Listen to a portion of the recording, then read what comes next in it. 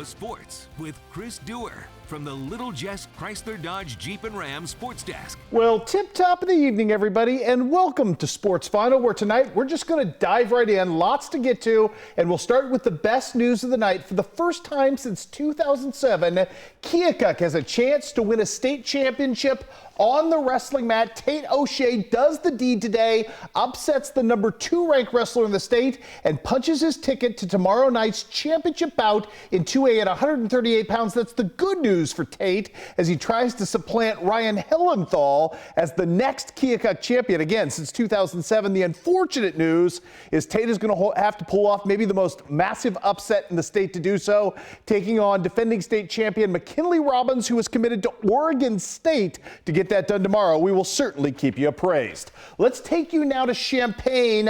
State semifinals, 3A, 160 pounds, and you are looking at Ethan Stiles of Conant trying to escape the grasp of, yes, Quincy High's own Owen Uppinghouse. He does exactly that. Tell you what, Owen gave this kid, who was the presumptive state champion at 31-0 coming in, all he could handle for 3 minutes, but in the end, 0-2 falls to the undefeated Stiles today. So Owen Uppinghouse falls into the third place draw as we take a look at the graphic to update you on where everybody is right now in the state of Illinois for us. And it starts with Owen Uppinghouse and Colin Reef, both of Quincy High and Jacksonville, tomorrow trying to wrestle their way to third place. They are in the third place bracket, and they will meet the winners of the blood round. And speaking of the blood round, good day today for 2 wrestlers from Macomb and Owen O'Hara from Beardstown as well. Ethan Ladd, Owen O'Hara, and Max Reiner all go 2-0 today. They will wrestle tomorrow in the blood round for a chance to wrestle their way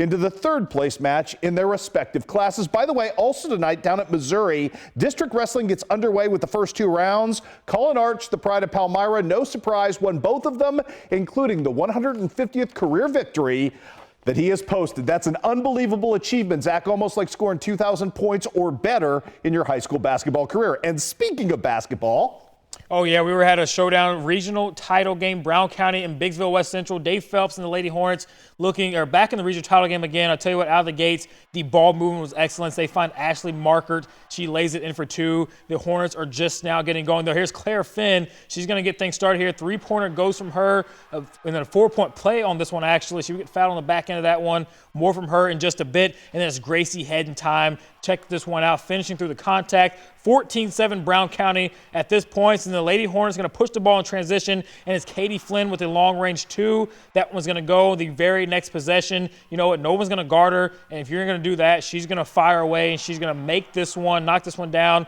3 points from her, 19-7 Brown County. And the Hornet, yeah, he's absolutely loving that, finding a little dance moves in that one. And then right before the half, check out Claire Flynn taking herself, hits a 3-pointer at the horn, and she's fired up. 16-point lead at the half. And, you know, in the second half, the Lady Hornets would keep their foot on the gas, and it starts with Katie Flynn, another 3-pointer, 18 points from her in the night. And then at the end of the third quarter, yeah, Claire did it once, and she's going to do it yet again. Another buzzer beater, triple right here. It was the 30th win on the season for the Lady Hornets. They are back-to-back regional champs. Brown County with the win tonight, 69-41 over Biggsville West Central.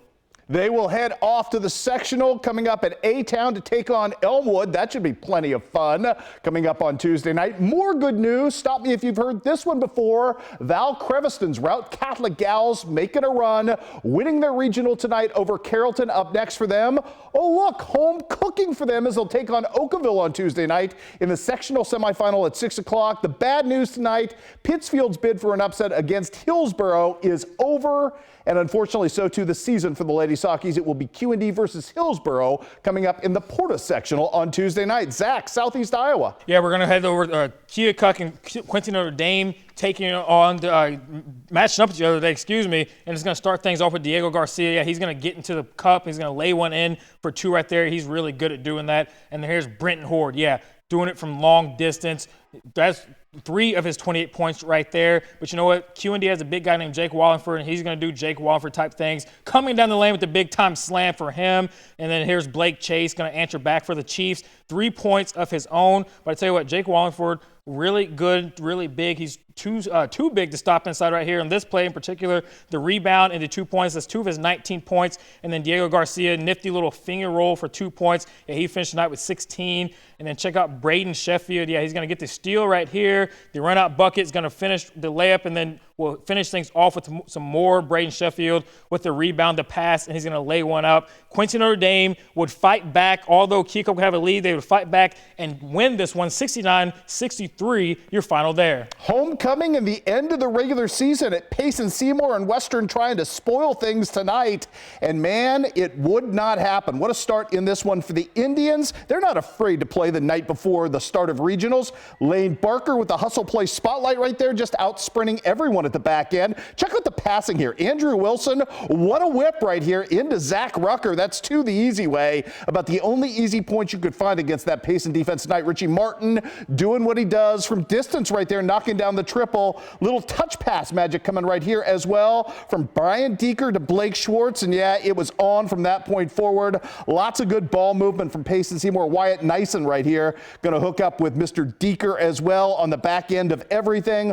All Payson Seymour all the time. They look good and doing it. 59-24. They'll jump right back into regional play tomorrow. Other scores in Missouri on the boys' side. Palmyra with a 20-point win tonight over Highland. It was Carson Hicks' night tonight with a 20-piece there. South Shelby with 12 points from Trey Countryman to beat Schuyler County on the road. And Mark Twain, no match for Louisiana. Girls' side tonight, regular season, senior night in America's hometown for the Hannibal Lady Pirates, taking on the Fulton Lady Hornets. And yes, all of that's good and whatnot as we celebrate, indeed, Miss Nora Hark right there as well. But we also celebrate Sean Gaines officially joining the Bald Brotherhood. Welcome, my friend. I initiate you and greet you as a brother. Mariah Mayfield started off with the first 5 points of the game for her team. Deep 3 right here. Things got a little dicey offensively for Hannibal from that point forward, but check out Nora Hark, 3 the hard way right here. She'd follow it up with 2 more really ugly first half, save for Aubrielle Krigbaum, who made some really nice moves late in the half to make some things happen after Miss Hark scored another bucket right here on the friendly roll. It would be Aubrielle going the distance and taking it floor length in this one as Hannibal pulls off the win tonight.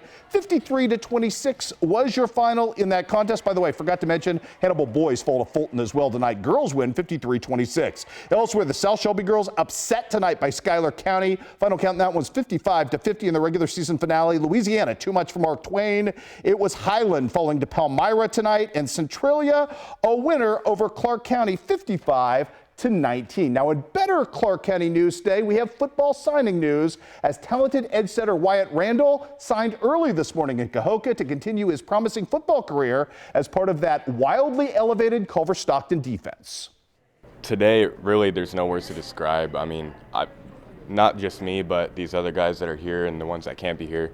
There's a lot of behind-the-scenes work that we've all put in, and I'm just really grateful and feel a lot of humility and pride for my guys and just having the ability to go out and do this today. I feel like Culver was a great landing spot for me because really it's just like a great team environment, just like my guys, and they're really easygoing and good to talk to. And on the academic side, they care a lot about your grades. It's not just, oh, you're just there to play. Like, they want you to succeed, and so I feel like it was a great fit for me. It's really exciting, actually, because they've got a decent-sized recruiting class, and as he just said, they went from the worst to one of the best in the NAIA, and they've done a good job of rebuilding their program, so it excites me for the next 4 years to see what I can do and hopefully maybe after those 4 years be a captain here at some point. I plan to go into business accounting and marketing, and we actually have a teacher from here that was a graduate from there, and she referred me to their program for accounting, so I just felt like that would be a good fit. And also on the football front, Central League big man Brody Fuller is also headed for the Heart of America Conference and in fact has signed to play offensive line for the biggest bully on the block in the Heart Grandview. It means a lot. I've gone from a pretty rough 4 years in high school. I didn't start any games until my junior year, and then going into an incredible winning program that barely loses. It's gonna be, can't wait for it. I'm excited to win some games. It means a lot. It's been a dream of mine since I was born. Growing up, I've always wanted to be a college football player at any level. I mean, of course, the dream is playing Division I, but all football is the same. It's all about schooling. It's more about schooling than football. I need to get faster for sure. I've got more than enough size. I just need to get my speed up. My footwork's pretty good, but it can always be better. Well, they've got a really good business program. I've talked to a few players there. I've known people that played there. A former player of Central Lee went there, Ben Rooney. I've talked to them about it. They loved it. They said it was just a great school to go to. And double the fun in Donaldson as Grant Anderson also inked his paperwork today to both run cross country and track and field at Cornell. It's really exciting that, like from the program here at Central Lee, I've learned a lot, and I'm excited to take what I've learned here and take it to Cornell with Coach Frawley up there. He's just the kid that's always worked hard, always comes with practice with a great attitude, has really improved over the years, always willing to put in the work, and always has a good attitude that works well with his teammates, and very coachable. So I'm excited for his future and excited to see how he does in college. I obviously like the academic. They'll one course every 4 weeks or 3 weeks, but I really like their campus. They have a lot of good hills out there for running. So like for the cross country season, there'll be a lot of good gravel road, back road, hill workouts, which will allow me to get some better speed in cross country. So I just want to pursue a teaching degree, actually. That's kind of what I want to take, and then a coaching degree as well. Why teaching and coaching? I mean, obviously I know how much that's probably reflected on you. Yeah, I want to do teaching because I really would just want to make my mark on the future students of America or of Iowa, wherever I choose to live. But I also want to coach cross country because it's really one of my passions, or track. I really like track, but cross country is my main sport I really like. We've got one more signing to bring you tomorrow on Overtime with Kimberlyn Thrower, the outstanding soccer player from Canton. She is headed to SBU, so good stuff there. She'll be playing in the GLVC again. That coming your way tomorrow. Speaking of tomorrow, my man, we're getting started with the Illinois postseason on the boys' side. We've got regional openers just about everywhere. You're headed to Illinois College to see the regular season finale. We'll update you on wrestling, all kinds of goodies. Overtime with us at 10:30. We'll see you then.